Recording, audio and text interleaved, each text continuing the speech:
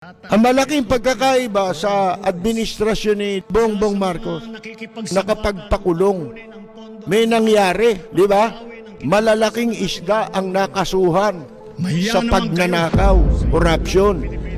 Oh, mga kaibigan, di ba? Nakulong si Bong Revilla, nakulong si Jinggoy. Ano ang bag mo? Yan ang tanong ng Tatay Digong nyo. Gusto nyo malaman kung ano ang bag ko? Ito, bag ko. Kung tatanong mo kay Pacquiao yan, talo ka kay Pacquiao. Nakita naman ninyo, si Nanay Junecia pa lang, lintik ang mga bag niyan, di ba? Ano ang bag ni Nanay Junecia? Ano marka nun?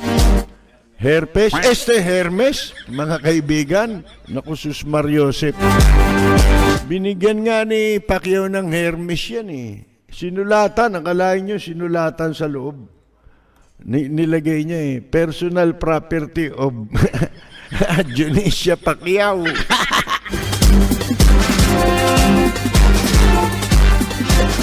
Tapos ibinili ng sasakyan ni Pacquiao, si Mami Junecia. Yung sasakyan nakalagay 4x4. Akalain nyo sinagutan. Equals.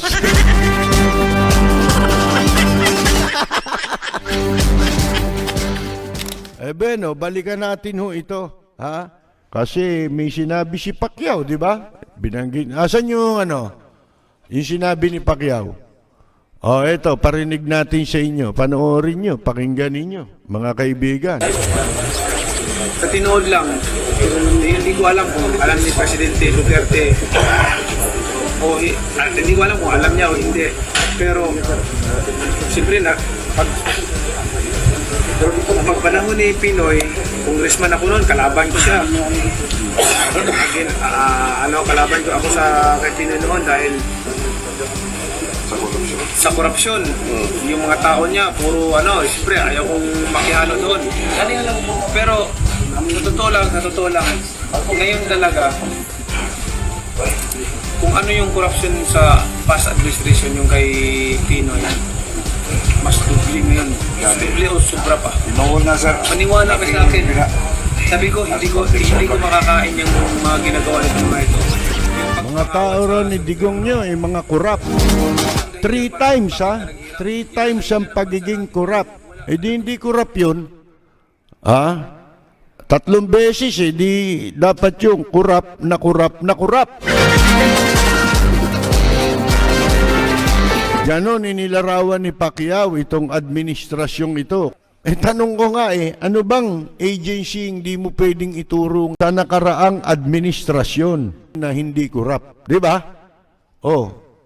Ito na lang mga kaibigan. Ang dami niyan. Hindi mo mabibilang yan.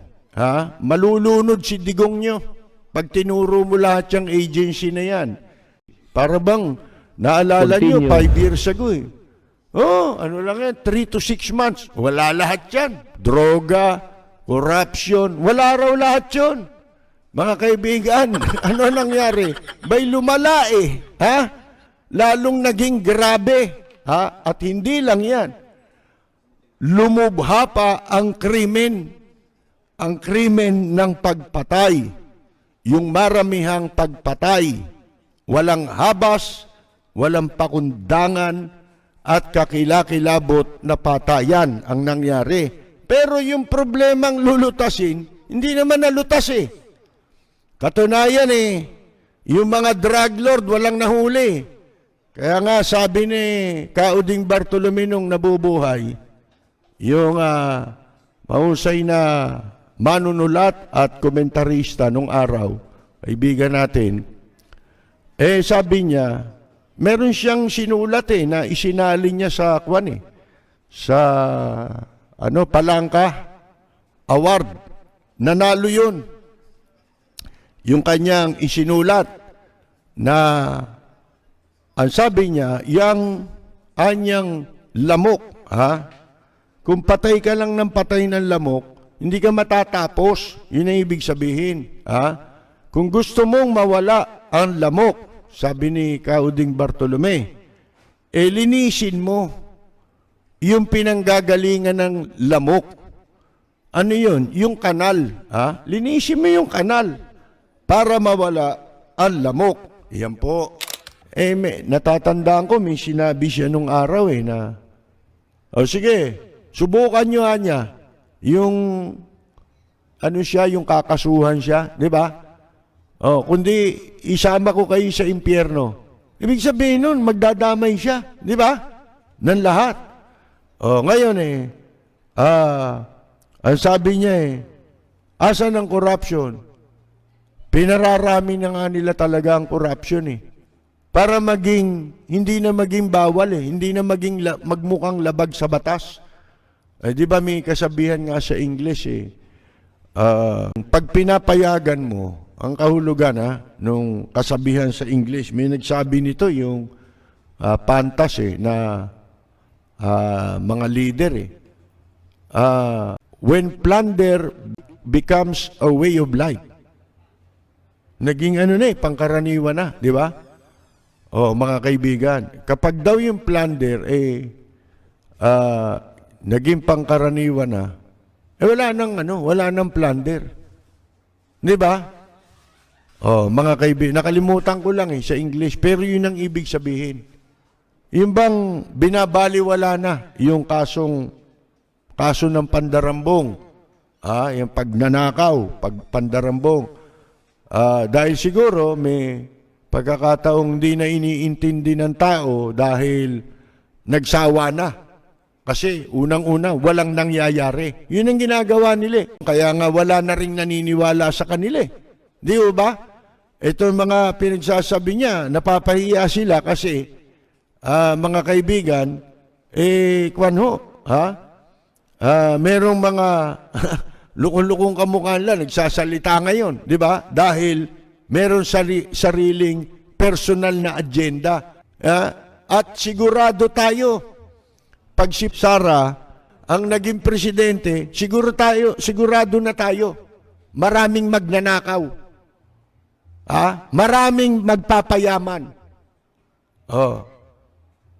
Kasi ang masama sa isang administrasyon, yung gumagawa ka ng pagtutularan Di ba? Gagayahin yan yung susunod na administrasyon. Otherwise, yung kamukha nung nangyari sa administrasyon ni Bongbong Marcos, merong naipakulong. Di ba? Wala yun din ang sinasabi sa akin ni Mayor Lim para paniwalaan niya yung kampanya laban sa korupsyon. Kailangan may maipakulong siyang malaking isda. Pero kung wala, hindi magtatagumpay yan. Yan ang sinasabi ni Mayor Lim sa akin, hindi lang isang beses. Mga kaibigan, pag napagkukwentuhan namin yung kampanya na yan, laban daw sa korupsyon, kailangan may maipakulong ka, sabi ni Mayor Lim. Pero kung wala, wala yan.